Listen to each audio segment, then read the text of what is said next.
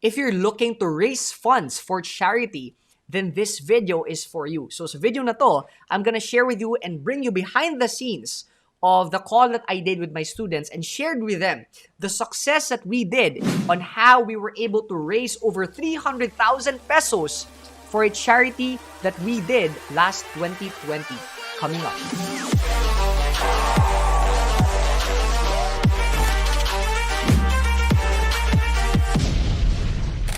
Hello Tycoons, this is Fibo Lim, your internet marketing coach. In this channel, we publish weekly content that will help you grow your business online.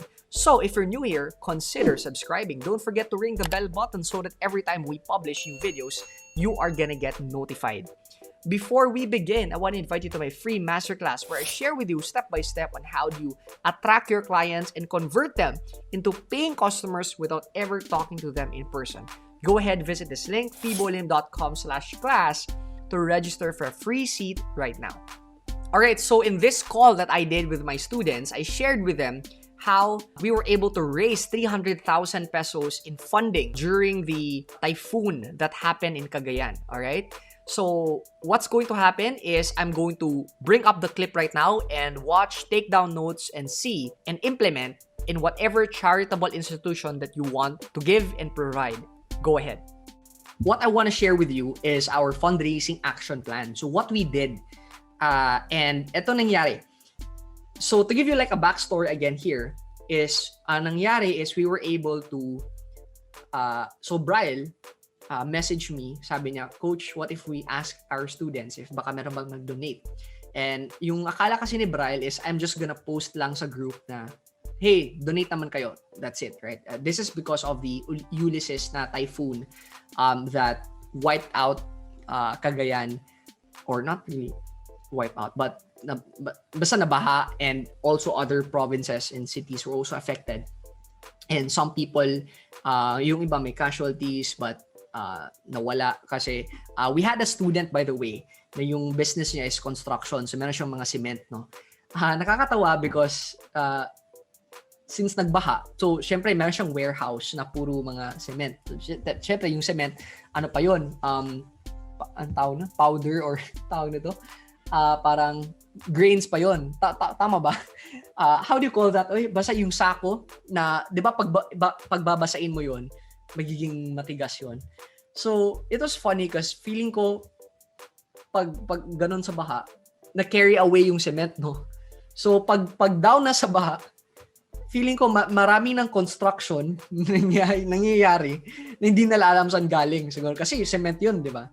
Anyways, it's just because you're able to help them, especially meron tayong student as well kasama sa community natin na natulungan din natin. And yun. So, sabi ko, instead of just asking, kasi yun nga yung ano natin, how can we position ourselves na instead of tayo nag-a-ask, tayo yung nagbibigay. Okay? So sabi ko, okay, I'm gonna create an offer. So Saturday yun. And by the way, what happened, I was busy for the entire week. I created the offer just like 30 minutes before I went live. No, I informed the community.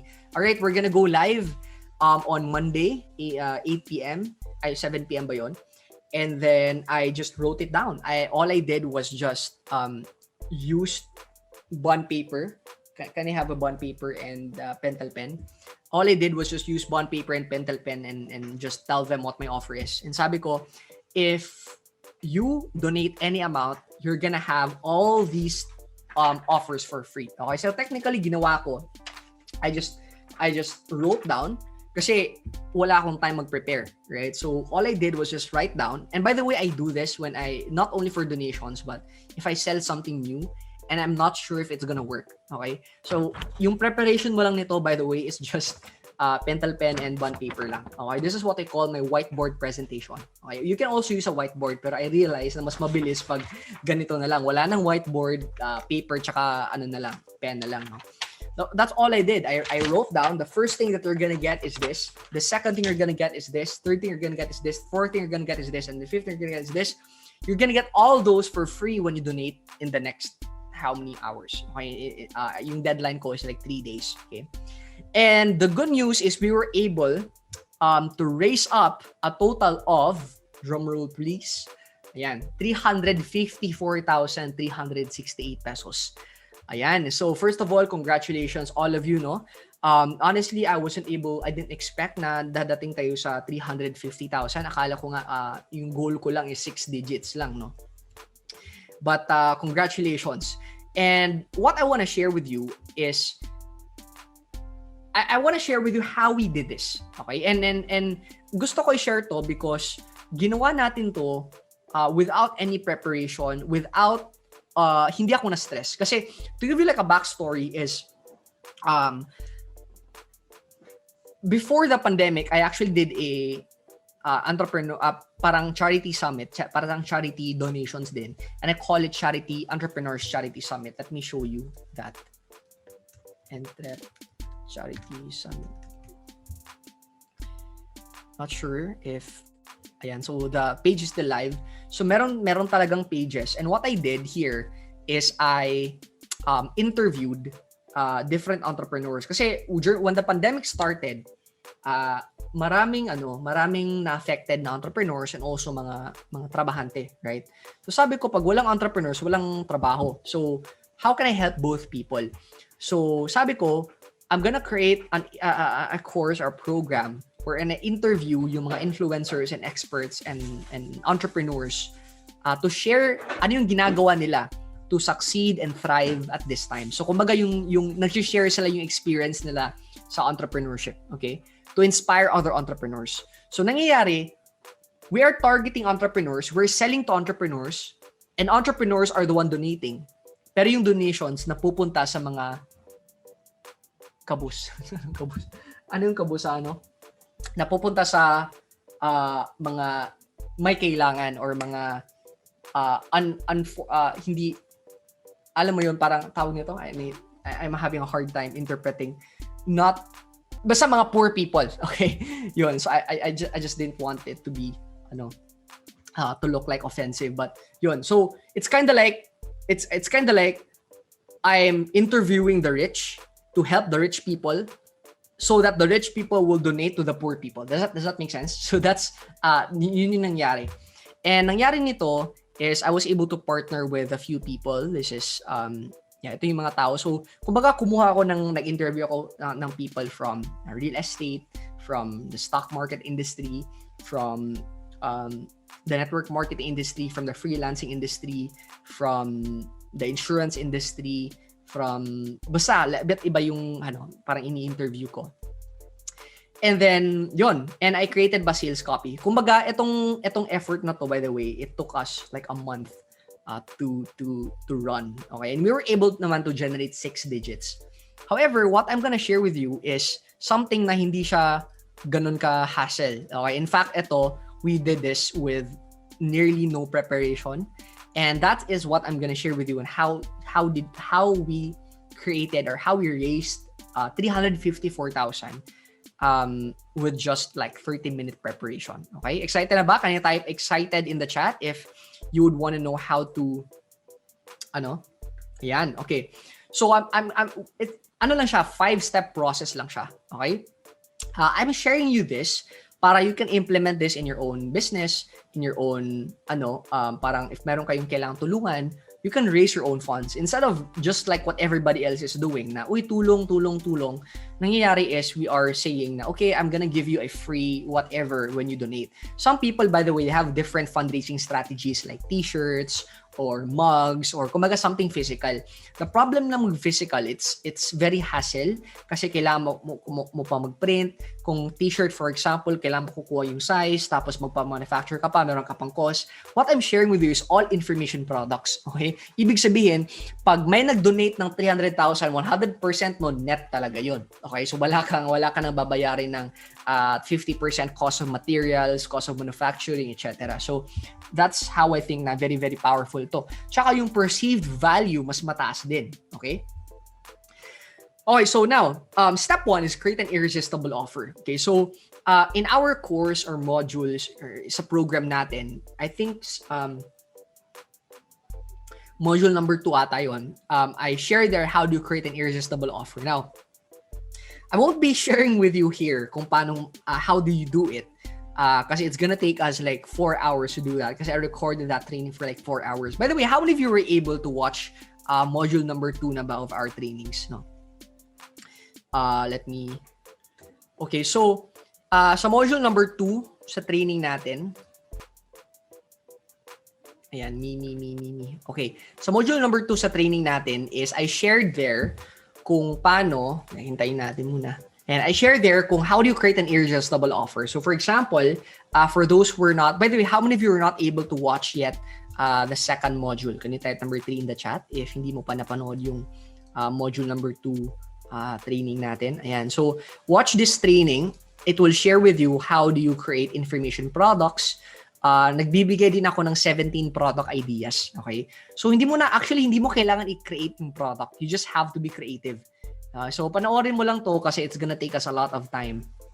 Isa sa mga, okay, share na ako ng isang strategy dito is, let's say for example, yung target market mo is mga Robert Kiyosaki fans.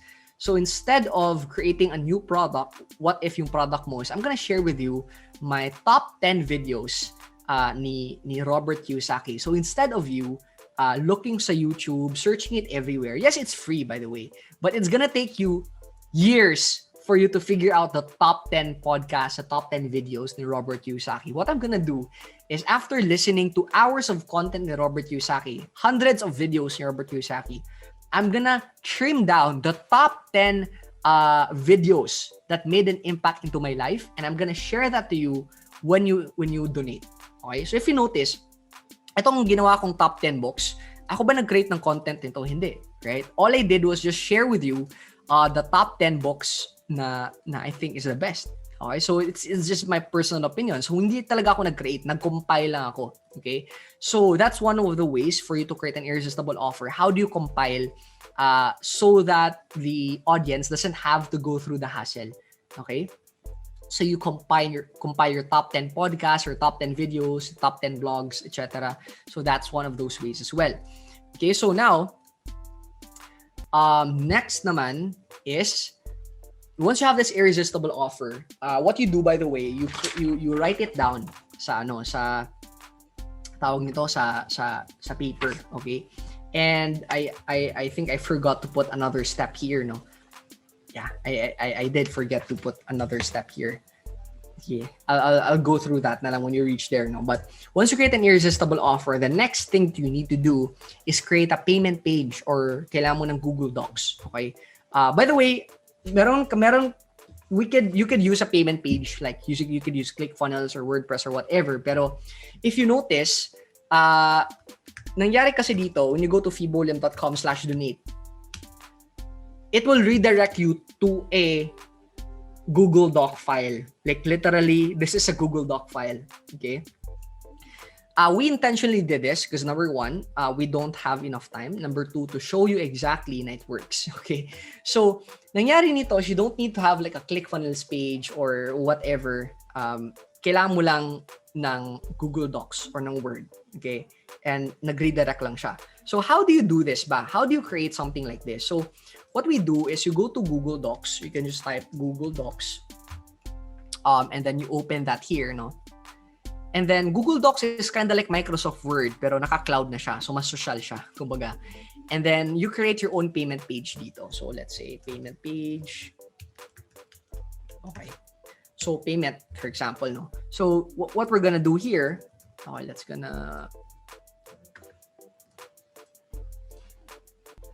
Okay. So what we're gonna do is, let's say here's your offer. Here's what you're gonna get. Okay, so number one, you're gonna get this. Number two, you're gonna get this. And number one, like this. Number two, you're gonna get this. Okay, so yun.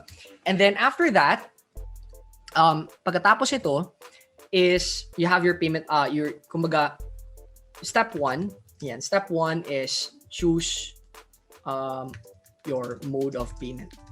Okay, and then you have like PDO, BPI, for example. And after that, step two is submit your receipt, okay, to get your bonuses. Okay, and then you give instructions dito. Bonuses. Ito yung example, by the way, and how it would look like. It's not very fancy. Yeah, literally nilagay lang ano yung offer. And then, ano yung step 1? Mag-deposit ka dito. Step 2 is you drop your receipts here. That's it. Very, very simple lang. Okay? So, that is the second thing that you're gonna do. You create a Google or a payment page via Google Docs. What you do, by the way, is after you've created this, kailangan mo siyang i-PDF file. Okay? For you to do that is you go here, download, and then click PDF document. Click that. And then, ano ba yun? Ayun. So, nag-download na siya. And then, yun. Nasa file na siya, no? Yan. Okay. Naging PDF na siya. Okay? So, what you do is you go to Google Drive. You can just search Google Drive. So, you go to Google Drive. So, Google Drive is like, para siyang USB mo, pero it's on the cloud as well. Okay? And what you drag this here, you drag. So parang in-upload siya. Okay? In-upload mo siya ni Google Drive and then you get the link. So parang USB pero naka-ano lang siya. Nasa cloud lang siya. So hindi siya mawawala. Ayan. So get this file, you right-click and then you get the link. Okay? You get the link and then make sure hindi siya naka-restrict. Make sure anyone with link. Ibig sabihin nun, anyone can access this. Then, ika-copy mo siya. Okay? So, when I copy and when I paste it here, Control V, when I paste it here, makikita mo na yung somewhat payment page mo. Okay? So, yun. That is the second thing na gagawin mo. Now, the third thing naman is you create a redirect URL link. So, hindi mo pwedeng sabihin na go to drive.google.com/file/d/1_W capital A small letter K and diba you can't say that. So para easier for them to remember, especially when you give the call to action like go to fibolim.com/donate, something like that. What you do is you need to have like a domain. Okay, now dito, by the way, this is optional. Yes, you would have to pay for like 700 or like 500, not 7, somewhat like 500 pesos for this. But if you don't like that, merong bit.ly that you can use. It's a link shortener. So, pwede mong gawin is, pwede mong i-paste yung link mo dito, shorten. Oops. Anyways, hindi ko lang ito ituro, no? Kasi, but you can just learn this along when you do it. But itong free version. But yung problem kasi nito is para siyang bit.ly. Basta parang mahirap siya i-remember kasi basta mahirap siya i-remember. But that's the free version. But if gusto mo na mas mataas yung conversions nyo, mabilis lang i-remember. Let's say you're gonna create a domain. You go to namecheap.com. You're gonna create a domain. Let's say donate for Cagayan.com. Ayan. So it's easy for you to remember. If you want to donate, go to donateforcagayan.com. So let's see if available ba siya. Ayan, so available siya. It's $8 per year. So that's about less than 500 pesos. Yeah, tama. Less than 500 pesos lang, di ba? So if estimate mo naman na magkakaroon ka ng 10,000 or thousands of donations, why not invest na lang sa 500 na donation? I mean, 500 na domain, 'di ba? So yun, so at least parang legit na siya, no? Go to donateforcagayan.com for example, no. So ayun, what you do since meron na tayong mga domains dito, kuha lang tayo ng example.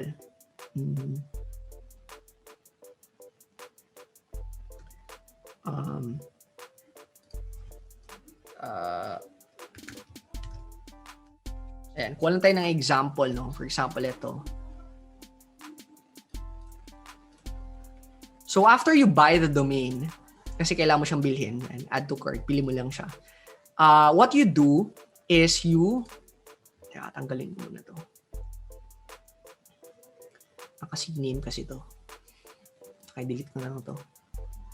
Now what you do is you delete all the records here. Okay, you delete all the records. And then sa domain, what you do is you create a redirect domain. Okay, so when they type that domain, they will redirect to another domain. So, for example, ito, Facebook ad templates, copy ko to. Add redirect. Ito, Facebook ad templates. Ayan. So when they type this, they will be redirected sa payment page natin ito. Okay, so what we do is i-copy natin to. Okay, and then ipi-paste natin dito sa destination URL. Okay, yan. So click Save Changes. So this will take a few minutes to load pa, no? Pero mangyayari is when you type fbadstemplates.com, when you type this, it will redirect you to the payment page. Tingnan natin. Ayan. So, hindi pa siya nag-redirect kasi it's gonna take some time. But after a few minutes, mag-redirect na siya dito sa ano natin, sa payment page natin. Okay, dito. Ito. Okay, mag-redirect na siya dito. Okay, so at least when you give your call to action or when you take them to act, when you give them what to do, yung instructions, meron ka ng link na pwedeng ibigay sa kanila. Okay? So go to donateforcagayan.com or you're gonna say go to ulyssesdonationdrive.com. Yan. Okay, so that is the step number 3. Okay, meron na tayong redirect URL link. Step number 4 naman is mag-create tayo ng receipt submission page. Ibig sabihin nito, once they visit, for example, dito, step number 2, tapos sila magbayad, how will you know kung sino yung nakapagbayad na? Okay, they will have to submit their receipt. In this case kasi, para hindi magulo, and then yung plan kasi namin yung magbibigay ng mga bonuses, yung mga leaders na rin, we let everybody comment na lang sa chat kasi para yung leaders na lang yung magbibigay. Alam ng leader sino yung mga nag-donate, and sila yung leaders na lang yung magdi-distribute sa ng mga bonuses. Okay? So, this is one option. You can let them post na lang sa group. Okay? So, comment lang kayo or i-post nyo yung screenshot nyo sa group. Or what you can do, you can use Google Form for this. Okay? So, nangyari here is you can go to Google Form or type na lang tayo Google Forms. Google Forms. Okay, by the way, all these are free platforms except the domain. You would have to pay for the domain. So, click tayo ng plus. So, let's say Ulysses Donation Drive. Ayan. And then, nangyari nito is, let's say, give me your name. Give me your email. So, I'm gonna require lahat. Require. Yan. And then let's say your phone number, mobile number, and then donation amount, how much yung donate mo. And then what I'm gonna do here is I want them to upload my their receipt. So I'm gonna choose file upload. Okay, file upload. Click continue, and then like upload receipt here. Okay, upload receipt here, and then yun. And then I'm gonna check the settings. Yeah, okay nang naman yung settings, no? I'm gonna click send, and then I'm gonna click this this URL, no? And then shorten ko yung URL, copy ko to, and then ito na yung maging URL nila. Okay, ito na yung URL nilalagay mo dito, step number 2. Step number 2, submit your receipt here. Okay, so I'm gonna create a link for this. I'm gonna create a link. Yan. Paste ko. And then when they click this, they'll be redirected dito sa Google Form natin. Okay, so they're gonna enter their name, their email, the phone number, yung donation amount nila, tsaka yung receipt nila. So in this case, sample gmail.com and then I'm gonna upload a file.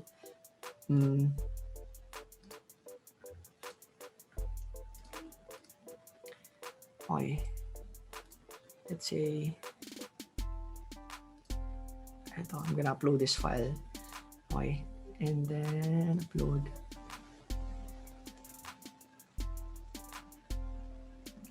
Okay, and I'm gonna submit. Okay, after submission, you're gonna see that here sa okay, dito, when you refresh, you're gonna see meron ng response 1. Okay? So, makikita mo ano yung response nila and ilan na yung nag-submit. So, makikita mo yung resibo na ginamit nila. Ayan. Okay, so, yun, that's like, this is so that you know sino yung mga nag-ano na, yung mga i-ex ko to para hindi siya magulo. I-ex ko to lahat. So now, you know already kung sino yung mga na-submit na ng mga resibo. Okay? Of course, after doing this, by the way, step number 5, you would have to, one sec. Ayan. Step number 5, you would have to, bakit ito nawawala? Do your, I'm gonna do this again. Do your whiteboard presentation, and which is itong whiteboard presentation, nandito din to sa members area natin, so that you know exactly how do you do this. Okay. Ayan, so this is step number 6. So whiteboard presentation mo naman is yun lang. Ito lang kailangan mong gamitin. Just your pentel pen, tapos bond paper, and then it will go on for like 15 to 30 minutes, and all you have to do is share mo lang ano yung makuha mo, number 1, number 2, number 3, number 5. When you donate any amount, or you can, may mga iba't ibang ano pala dito, okay? You can let them donate any amount, or you can let them donate a minimum amount, okay? So sa Entrepreneur Strategy Summit, merong minimum nun. If you donate a minimum of 500 pesos, you're gonna get this, okay? So you can put a minimum amount, or you can let them donate any amount lang. So you do your whiteboard presentation, and after that, they're gonna visit, after yung whiteboard presentation mo, you're gonna give your link, right? So for you to donate, kindly visit this link, ulyssesdonationdrive.com, and then that's how they go through that sales process mo, which is etong step number 2, number 3, number 4, okay? And of course, when you do your whiteboard presentation, there are a lot of options here. You can do a Facebook Live, you can do a Zoom. In our case, Facebook Live lang ginawa ko. Technically, ginawa ko is I used my phone, I click go live, and that's it. That's walang no fancy equipment, walang fancy equipment talaga. Talagang go live lang. I just got a tripod and then just put it there. That's it. Okay? So no preparation, no yun. Technically, of course, ako kasi sanay na ako gumawa ng mga webinars or conduct webinars. So it's something na I'm kumaga tuloy-tuloy na siya. But of course, when you're getting started, you're gonna go through a lot. Like you're gonna stutter, kinakabahan ka, and that's totally normal. Okay? And lastly is step number 6 is you deliver your bonuses. With regards to delivering your bonuses naman, is merong kang iba't ibang option. I'm assuming na all of you are beginners, okay? So, number 1, it's gonna be hard if okay, what you can do, merong different ways for you to do this, okay? But let's go to the simple way na lang na pwede mo silang i-text, okay, or pwede mo silang i-email, and then tell them na thank you for donating. You can visit this link to tawag nito. You can visit this link to claim your bonus, okay? Or you can give them a link. If yung bonuses mo is puro information products, you can upload sa Google Drive. So for example, I think I shared you naman how do you Bitly. I shared you naman how do you upload sa Google Drive, but let's log in muna. Okay, let me log in first.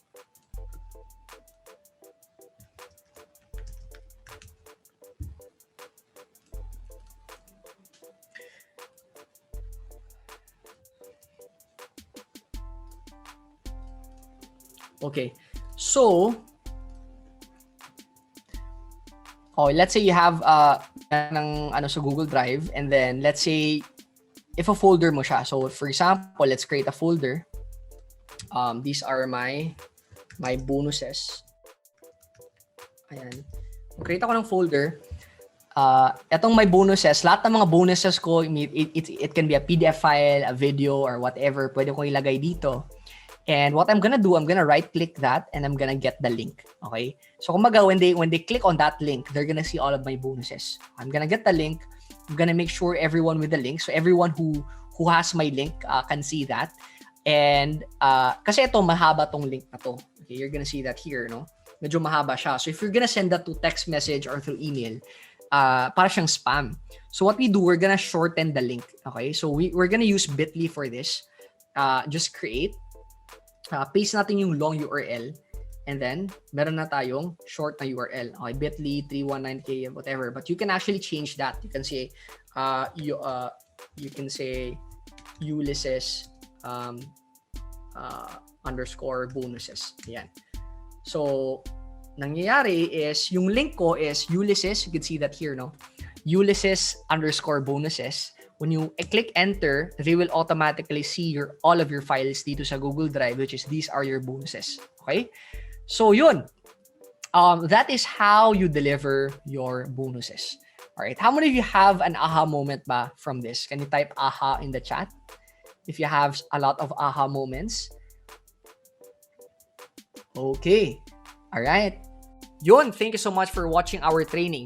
Comment below ano yung biggest takeaway mo, ano yung mga natutunan mo sa session natin sa training na to. Go ahead, comment down below. Once again, I want to invite you to my free masterclass where I share with you step by step on how do you attract your clients, convert them into paying customers without selling and talking to them in person. Go ahead, visit this link, fibolim.com/class to register for a free seat right now. Thank you so much for watching this video. If you have not subscribed to our channel yet, go ahead, click subscribe, and don't forget to ring the notification bell so that every time we publish new videos, you are going to get notified. Until next time, this is Fibo Lim. Achieve success, live with happiness, and enjoy the good life. See you in our next episode.